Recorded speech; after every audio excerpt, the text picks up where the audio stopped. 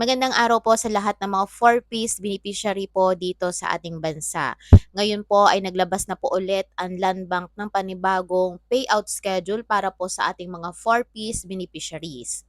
Ang payout po ng cash grant para po sa mga beneficiary ng Conditional Cash Transfer or CCT program o Pantawid Pamilyang Pilipino Program or 4-piece po ng Department of Social Welfare and Development or DSWD ay nakaschedule po ito para bukas, araw ng Biyernes, ika-7 ng Hunyo taong 2024 via ATM withdrawal sa mga piling Land Bank Servicing Branches.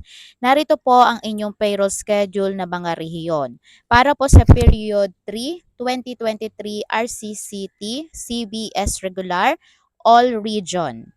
Para naman po sa period P3 2023, additional 4-piece listahan ng 3 HHS CVS regular para po sa Region 2, 3, 7, 9, 10, 11, 12, Mimaropa, and ARM. Para naman po sa period 1, 2023, additional 4-piece listahan ng 3 HHS, additional 4-piece listahan ng HHS B3 6.2 Rectro.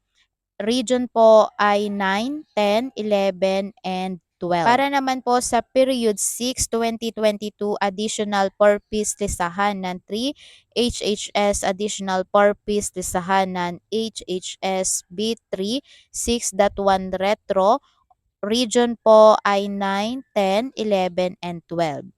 Para naman po sa kumpletong listahan ng mga pinakamalapit na Land Bank Servicing Branches sa inyong lugar, bisitahin lang po ang link na nakikita nyo po dito sa screen. Meron po yan dyan sa description box. Yun lang po ang bagong anunsyo po ng Land Bank para po sa magpe-payout po ng cash grants na eligible beneficiary para po ito bukas araw po ng Biyernes, ika-7 ng Hunyo taong 2024 at ito po ay papasok po sa ating mga ATM.